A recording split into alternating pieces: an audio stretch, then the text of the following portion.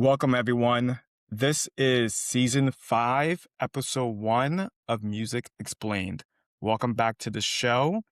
In our first episode, we had the pleasure of sitting down with Joey, who goes by Giuseppe, and he is an independent artist based in Philadelphia who brings glam rock energy and pop rock music to everyday listeners. Joey, welcome to the show. Welcome. Thank you. That was a great intro. Thank you. Thank you. It's a Oh, look, pleasure to it's have you perfect. here. Yeah, I don't know too much about your podcast, but I did do a little bit of research. I think it's awesome that you actually care about just getting to know like musicians and what they're about and stuff. So I'm happy to be a part of this too, brother. Yeah, that's good to hear. And as a way to get started, typically, can you walk us through for anyone who may not have heard of Giuseppe before? Can you Mhm. describe the type of music, type of person you are? Whether that's on stage, if they meet you in person off the stage, and who's really Giuseppe? Can you describe that individual for us? Josceppi as an individual is very flamboyantly fashionable. You'll always see me in some type of crazy, outlandish outfit. I love animal prints. I love scarves. So you'll typically see me in some crazy outfits, and a lot of my energy is just very, very strong, bold. My biggest influences are people like Freddie Mercury and Jim Morrison and Elvis, just really gigantic personalities. So I take after that. But my music is very pop, very, very pop rock. I like to say that, but it has a sense of, I like to think of James Arthur, like a very soft-spoken individual with a lot of vulnerability, but then also like the extreme of like big songwriters like Post Malone's a huge influence of mine. So Big post. I definitely am in the pop realm there. That's good. That's really good to hear. So, how was there a childhood influence that brought you to that? Were you growing up? Did you grow up listening to that type of music? Um, I grew up listening to all types of like singer-songwriter. I loved Justin Bieber and his Belieber album. Yes. I loved Shawn Mendes and Yeah. I loved James Arthur a lot's a big one. He's not as known. He wrote the song "Say You Won't Let Go."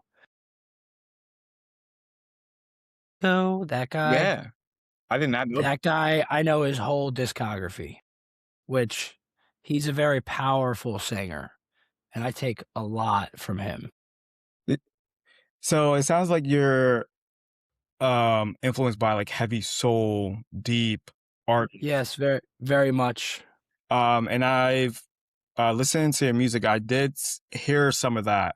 I think one of the songs that popped out for me was "If Only Now." Yeah. Um, and I heard it for the first time, like, oh, I really like this, and I love the aspect of the acoustic guitar as well. And when you played it, can you tell me a little bit more about that song? Because it's so very, very deep and personal. Yeah. My mom passed away in 2018, April 9th. My album actually drops April 9th, which is coincidentally, I don't know how it happened, but she passed away from an overdose on April 9th, and I wrote that song to just be able to actually, like, put my emotions out there and not keep them bottled in, and also, um, to help other people that are going through that similar situation Yeah. have something to listen to, because I always feel better about the crap that I'm going through when I feel better knowing that I can help somebody else in my pain. I feel better about the pain I'm going through when I know somebody else can be healed from what I'm going through. So that's why I like to write the songs. Oh, wow. That's beautiful. And my condolences on your mom. Thanks. Yeah, that was a rough one. Yeah, it's a beautiful song. I have to say. Thank you. Has it sounds like that situation kind of channels your energy in terms of like the music you make currently, trying to express the vulnerability that you endured, and kind of shed a light on people who are maybe going through the same experiences as well. Right. And that's a phenomenal and beautiful thing. I think a lot of people gravitate towards music because of that. Hmm. And it's amazing to see. You mentioned an album release April 9th. Yep.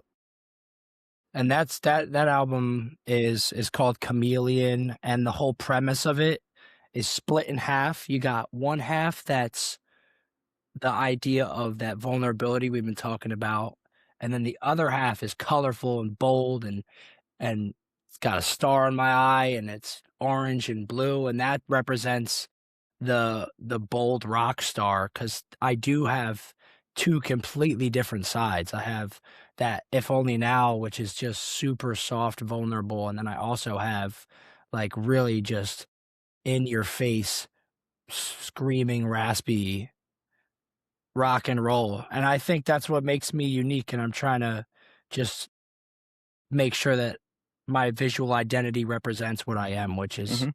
both sides of the canvas. Yeah. So how do you balance the two? So does one lever like pull you one direction creatively? I'm assuming one day and the other direction the other day. How do you balance the two? Absolutely. Absolutely. I think a lot of the time when I dress up, that really helps me to be that extra bit of just like out there, wild. And when I'm bottled in, you know, in retrospection, I'm I'm letting my face grow out. So a lot of the times it's just like visual in how I feel, because I'm very much an emotional person in my everyday life, like all emotions, happy, sad, angry. So when I grow my beard out and I'm wearing sweats, you know that I'm real vulnerable and emotional. That's kind of my way of thinking about it. No, that's hey, I think it's a good visually way to express for those who may be learning of you for the first time to understand like the different personas they may get and the sound you may produce from your music as well. So, do you do everything yourself? So, the production, the video, you produce as Yes. well.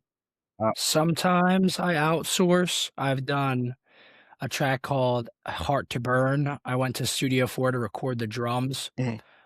professionally, because I do all my production in my room.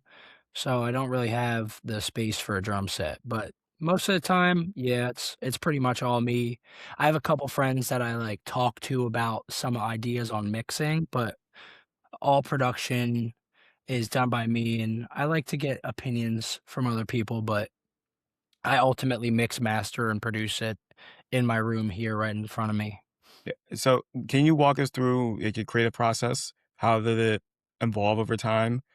How did you get into producing music in the first place?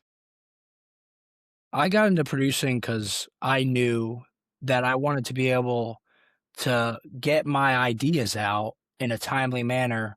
And I really felt as though, regardless of how comfortable I got with somebody else, that they'd never be able to alliterate those ideas in my head. So from the very beginning, as hard as it was to just power through the time of sucking, I knew I wanted to be able to produce it myself and mix and master it, so that I could be able to communicate my own ideas from my head to the real world. And I took that and ran. I think my workflow for every song does change, though. Hmm. Uh, How so? it's sometimes I start with a guitar, and I affect the guitar really hard, or sometimes I just write a melody in my head and then I have to structure out a song. Sometimes I just start on the computer. So it really does vary. I think creation just is super super spur of the moment. It's something beyond myself. It's something that I'm like a conduit. When I'm going through something and I'm that, I'm that emotionally available, it'll just come through me and you can't force it. Anytime I try to force it, it doesn't work. I would I would agree with that. I think in even doing this podcast, it was some changes that we had to adjust to over the time. It didn't come all at once. So I understand that from your perspective, what you mean. Um, is it a lengthy process for you? Or is it typically done? Can you like produce a song in one sitting where you feel the inspiration come to you? Um, and it's say you're writing it or it's the melodies, the drums. Right. Um, is it a one sitting session? Say I have to finish this, or do you give yourself the ability to walk away and come back to the project?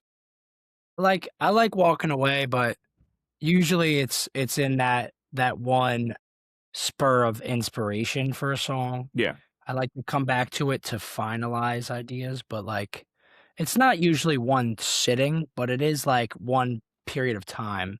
I think it's about a week of time, I'd say.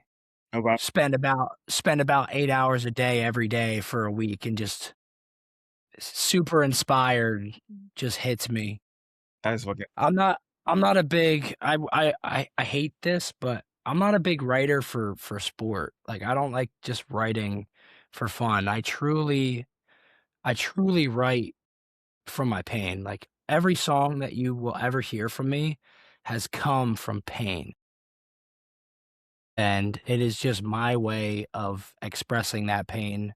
And it helps me feel like I'm not alone in that pain. And it helps me know that what I'm going through will be better because there's always something that comes out of my pain, which is a practical or not a practical, but like a real piece of art. Yeah. Uh, sounds like it's a little bit of a therapy session, For sure. solo therapy session. Sometimes more than all, sometimes more, sometimes a little Less. less, but definitely if only now, that was a therapy session. Yeah, and I think that's a beautiful thing. I think a lot more uh, people who are going through the same pains resonate with the music that you're making. And I definitely have. I think Lonely Together was one of those songs that stuck out to me that felt a little painful. Um, but I would like to know the story behind that, if you don't mind sharing. Lonely Together, I was with a girl at the time that maybe I didn't like as much as I should have. I think we were in a relationship for the the idea of being in a relationship. And we were together, but it really felt like I was in a relationship just because. I think that really was starting to like weigh on me because we were invested in each other and I knew that it was gonna hurt to let go of it. So I think writing that song was me trying to like cope with the fact that I wasn't happy in my relationship, but I wasn't ready to get rid of the relationship. So like I wrote that song about the pain I was going through with a girl I was with, but like kind of lovey song. I don't even understand why I write it, dude. I wish I did. I was just feeling it, man. I was like, damn, like I don't know about this girl. Nah, hey, I get it. I think a lot of people are in relationships just to say that they are in a relationship. And if you felt that way, I'm sure that it was a honest and emotional, truthful like feeling, and you Yeah. wrote the song about it. I think you're expressing yourself. Yeah, she did me wrong too, dude. She got with my best friend, No. like, while I was still with her, you know? So we were definitely on the down low, but she got with my best friend. My best friend and her were, like, basically dating behind my back while I was with her. Oh, man. That was not fun. God dang it. Sorry. Uh, That situation happened a few years ago, but that entire, I think, relationship yeah. sparked like my push to be really just active as an artist. I wrote the song After It All about the actual, like, betrayal of my friend and her doing what they did. That is really fucked up. So it really is all pain. Is there any bright moment that you could point to? In a song or in a relationship? Well, I would say in your music. Um, In my music, I wrote 2 love songs.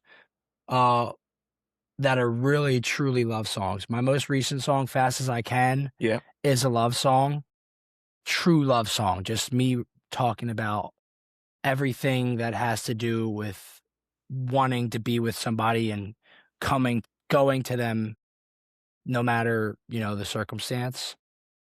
I think that that's something that I'm working on of trying to be a little bit more positive. The song My Friend, Yeah. uh, that song's about kids with cancer, but it's like a lullaby to kids with cancer. They're all deep, man. It is. All my songs are from deep shit. I wrote My Friend because I did a camp for kids with cancer, and I was like, it was so beautiful, but I was on the verge of crying going home just because of how beautiful it was. Like, all these kids had cancer and they just were all so happy, and it was like it wasn't even a thing there. And I went home and I basically wrote a lullaby to these kids saying, like, you're never alone. I'm always by your side. And that's what that song is like a upbeat version of me talking about a lullaby to kids. My friend, and so that's positive, but It is. most of them aren't positive. I think they are. I think a lot of the songs, even though you may mention that they're sad, um, I think that they're hopeful in a lot of Yeah, the music that you make. So that's a good way to put it. I think they're hopeful, they're optimistic. I think the people listen to it could immediately connect to it. The lyrics, um, the deepness of the song itself, that they find inspiration and hope in the message that you're trying to deliver. So, hey, I applaud you for doing it.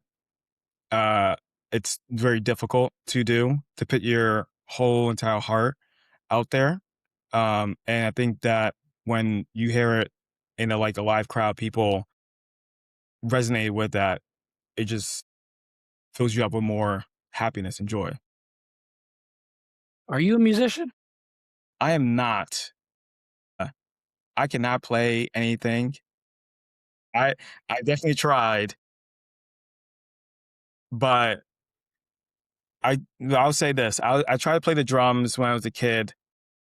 I played maybe about 3 months, and then I moved from North Jersey to South Jersey, and I never picked it back up. I tried to transition to like playing sports, so that kind of like took off from there. But I was always interested in music, so I will always listen to different variations of music, and I think I got the ability to like hear like certain artists um, who have like potential, who have like it. You being one of them, and Thanks, dog. of course, I appreciate that. and they're unique. They're different. There's a reason why they make their music. So knowing that what kind of led to like this podcast, when to have conversations with these artists who don't really have the exposure, not be maybe being that they're not signed to like a major label, or they want to stay independent, to want more control of their music. But be able to have a conversation so people who are listening to their music maybe for the first time can get to know who they are personally. Yeah, there's definitely a market for it, and this is definitely a good thing to put in the world. So I'm glad that you found your way. Yeah. Thank you. Like I tried to find my way. Still finding it. I think we all are. Yeah, definitely. Whoever says they know what they're doing, I guess they're an asshole. Couldn't agree more.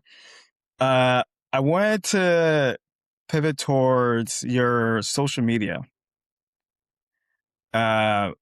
Looking at it, it is absolutely phenomenal how the videos that you produce around your music to get people attracted and hooked to your music. Thanks. That really does mean a lot, And it is good. because that stuff is so mentally draining for me. It's a constant battle of me trying to feel like I'm doing good enough for myself. Like, it really is a battle of hate. I would say it's tough. We've had guests on the show who express like the difficulty of like having to work in social media in order to get the music out there, because streaming like platforms is difficult now. It gets lost in the shuffle. So having to use social media to get people to know who they are, their brand, their messaging, has been something difficult. And usually it is handled by record labels. So for like independent artists, when I have conversations with them, I always am interested in learning more about their creative approach, like what story they try to tell, what goes into that aspect of it. Because you yourself who are doing it well, I'm sure there's other people who are listening that may be interested in understanding how they grow their social media brand. Well, definitely figuring out what your identity is. And I still am, to this day, trying to figure that out. I just went through a little bit of a brief time where I was like, just figuring out what I want to be, what every video should encompass. I want good clothes. I want good graphics. I want it to be high quality.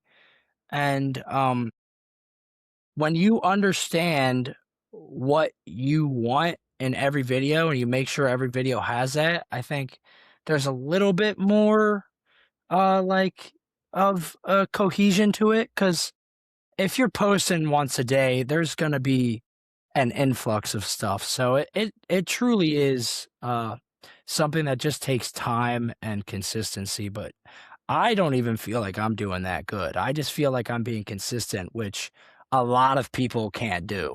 Like, maybe they don't have the discipline or whatever it may be, but I just think consistency first is a big thing.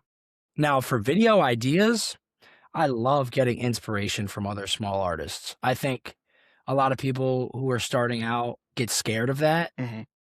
but these platforms want you to like be a part of the melting pot. They don't want you to, as good as you have to be original is, you can't be too out there, because most of the time that stuff doesn't get seen.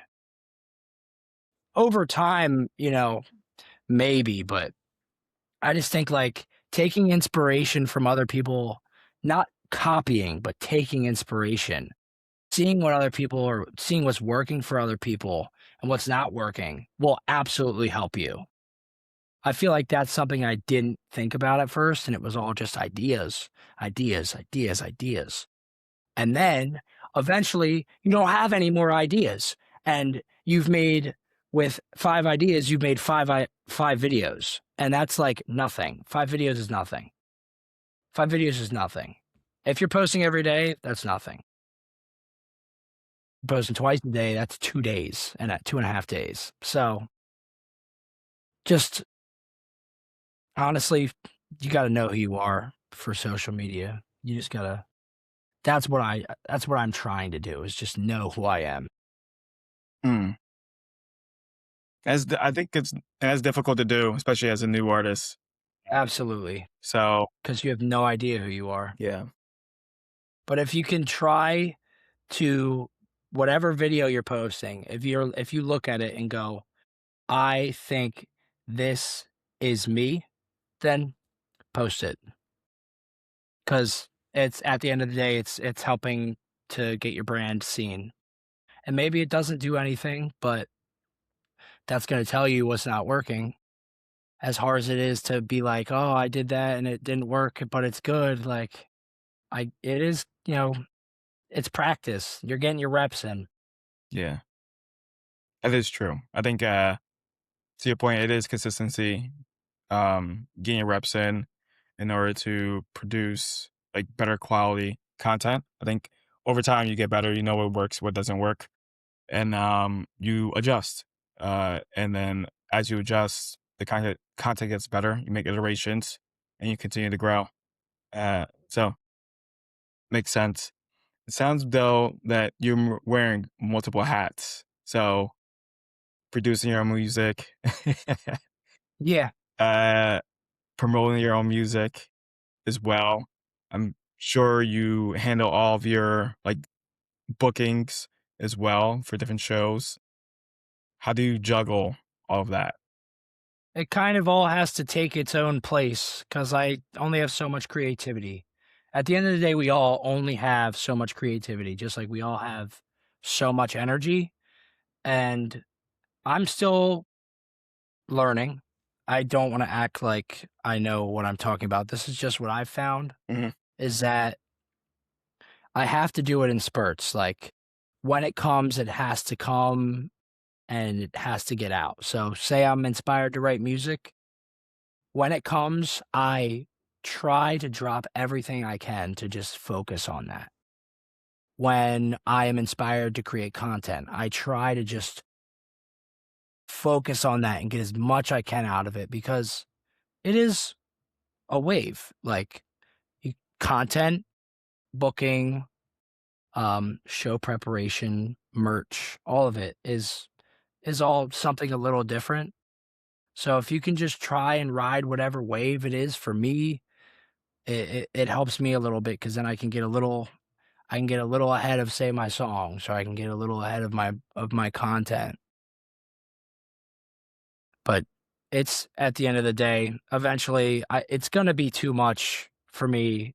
I'd say once I start really consistent growing on social media, um, once I get to like 10K and stuff, and I'm really just like doing better on social media, and I have to spend more time on that, I'm gonna have to have a manager. Like I just am gonna have to, because there's no way that I can do everything I'm doing and put even more into content. There's just no way.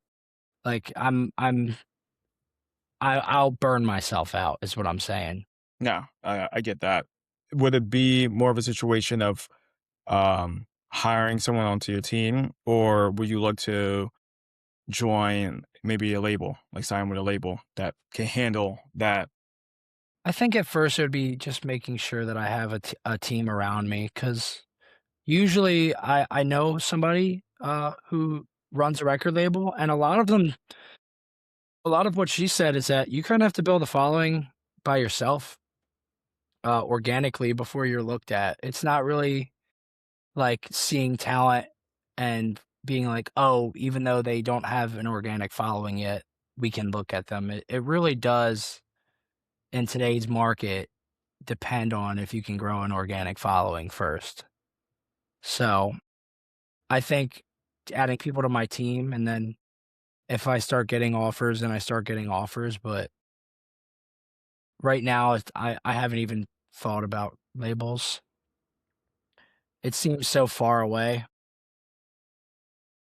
I believe in myself, but it all seems very distant right now. Like, um, I'm a working sound engineer and I like work in the industry, but as far as like making my music just my job, it feels very far.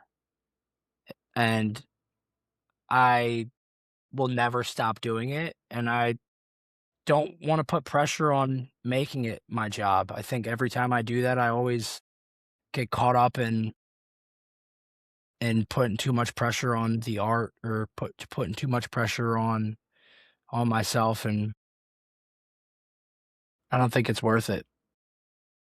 So it sounds like it's something that it doesn't need to occur immediately, right? It takes, you're okay with the slow growth, knowing that it'll get there, but you're happy with the journey that you're on.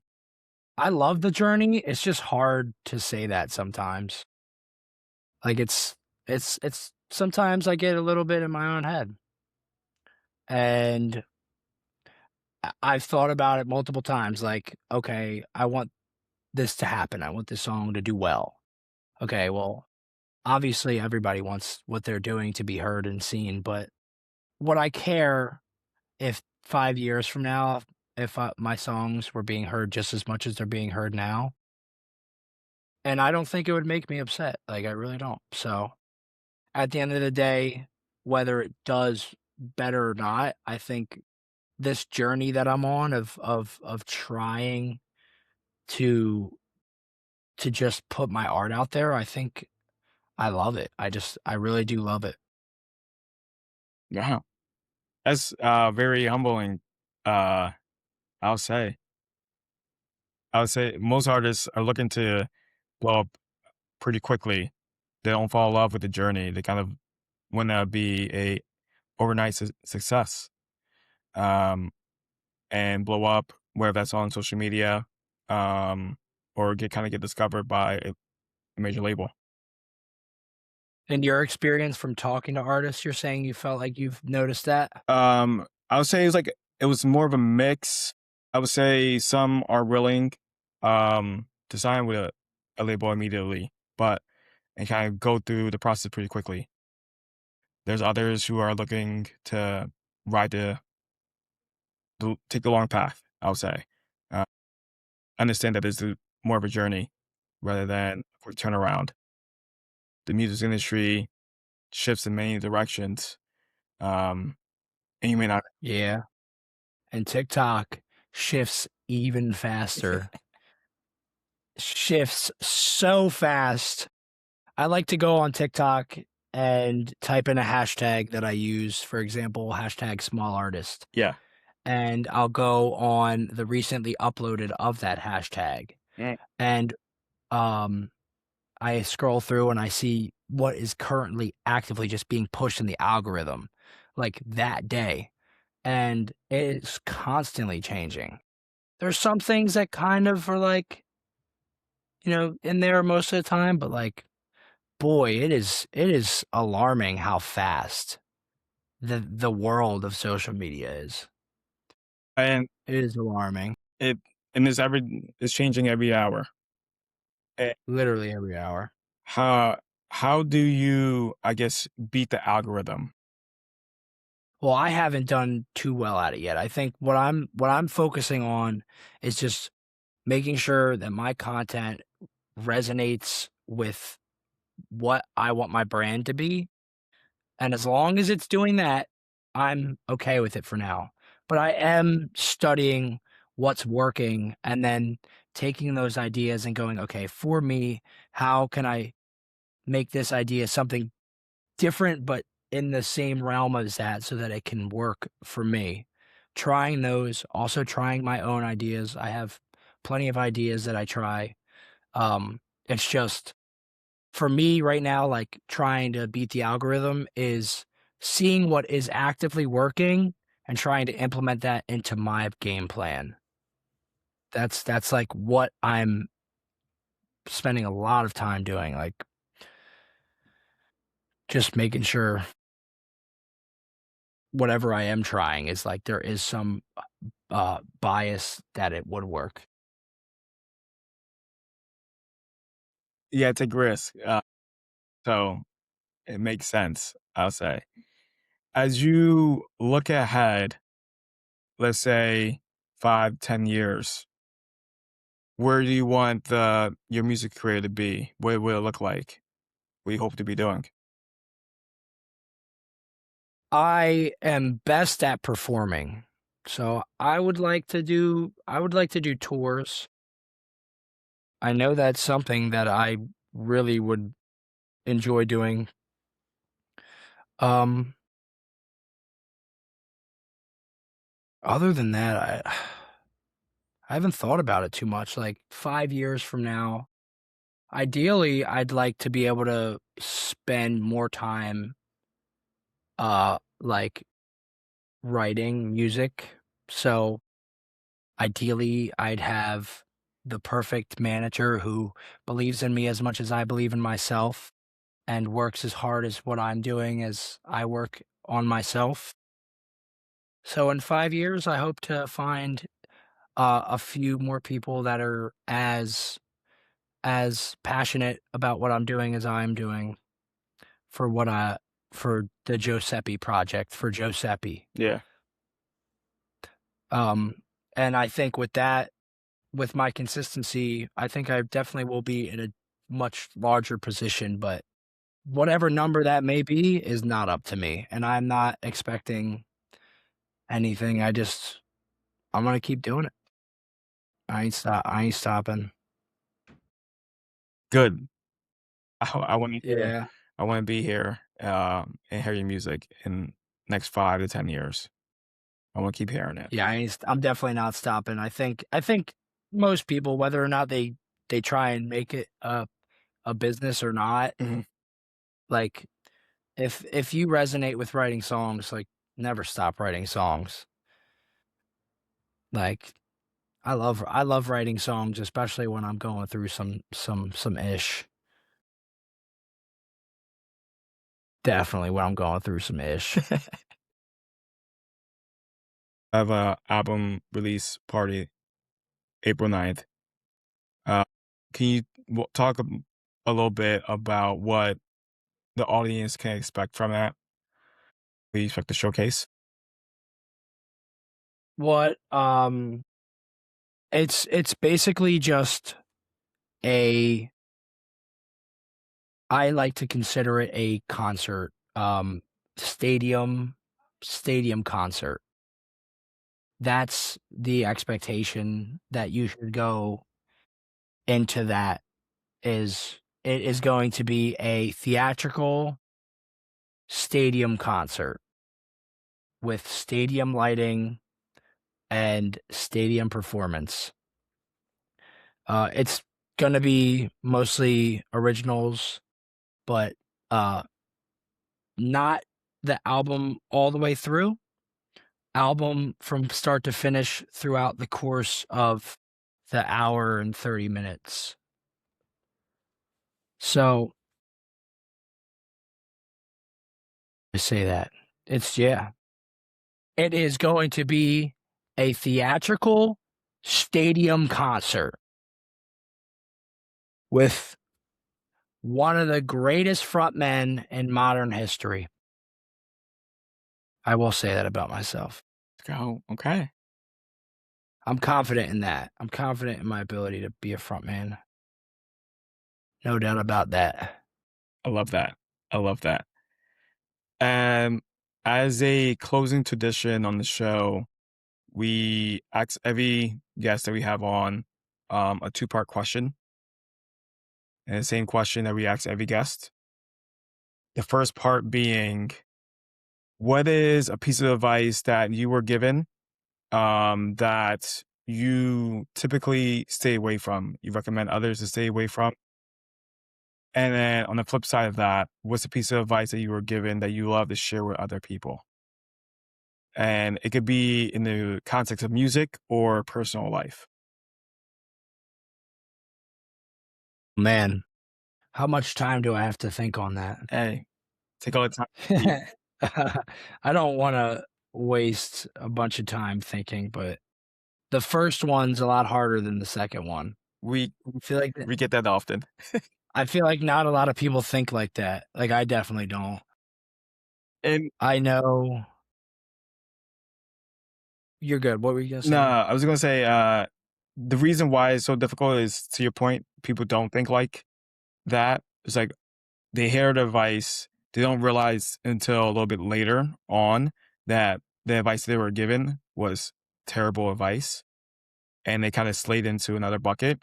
And anytime they hear any remnants of that said advice again, they just immediately dismiss it, knowing that they kind of went through that growing pain of dealing with that said advice and now associated with something negative, which is why. Right. Absolutely. Um, damn. Wow. What a great question. You gotta give yourself props for that one. Uh, Something that I've been thinking of recently, I guess I'll answer the second one first, is there's a story of a hotel and a restaurant. And when the hotel is low on business, the restaurant is thriving, and vice versa. And it goes to say the moral of the story is that you can't have all your eggs in one basket. You can create more eggs and put more eggs in multiple baskets, but when you have everything in one basket and it runs dry and you don't have a restaurant to go alongside your hotel, um, you're gonna need it. And recently, I went through only having a hotel, to keep on that same story, and I didn't really have a restaurant to go with it, and it kind of made me suffer a little bit. So, um, you gotta stay versed in your skills in this industry. At the end of the day, I'm an artist, but on top of being an artist, I'm a sound engineer, I'm a producer, I'm a content creator, and I'm a tow truck driver. And my ability to be a chameleon, to be of many different colors and shades, is continuing to help me to grow in this industry. So I will definitely embark that wisdom onto somebody else.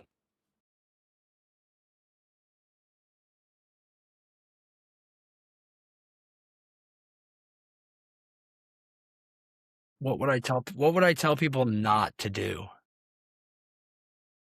I got it. Oh, So this is something that I had to just go through on my own, but I've come to learn recently that I've definitely stopped doing it. Y Oh, how do I say this? You're not in competition with the people in your community. You are absolutely not in competition with them. The more that they grow and you grow together, the more successful you're gonna be. Starting out in this industry, I I have a very competitive edge to me, and it makes me a little nasty. I think somewhat of the competition comes from, like, somebody's success, me feeling like I'm not doing enough because I don't have that same success. Maybe not envying the person, but seeing a reflection of myself being lesser than in that person's success. And it made me really have a hard time with enjoying people's success and being around people that were doing better than me. But that only alienated me and kept me away from being a part of a community. And I just can't stress enough, like, to people that are maybe, everybody has some type of ego, but I can't stress enough to just when your people around you are successful, you are also successful. And it comes around, it goes around. The people you know or your network is how successful you are. So just be friends with everybody. Wish everybody success. Make sure everybody's doing better than you. Both pieces of advice are very sound. You do only grow as your community grows. You don't want to be isolated, because then once you are, that community that you want to be part of so badly will continue to grow without you, and you just be the outside looking in. Or if you make it to the top, you just be lonely at the top, Yep. and that's no fun either. That's no fun. Yeah. Yeah, that's Well, definitely no fun. Giuseppe, it was awesome having you on the show. Before I let you go, can you let our audience know where they can find you? Yeah, Joseppi, Josceppi, like Josceppi with 2 P's. You can find that, type that in anywhere and you'll find it. Spotify, YouTube, Instagram, TikTok. I have that same name on everything. I'm very blessed to have that same name on everything. But man, honestly, I feel like I did a lot of talking. I hope I wasn't too talkative.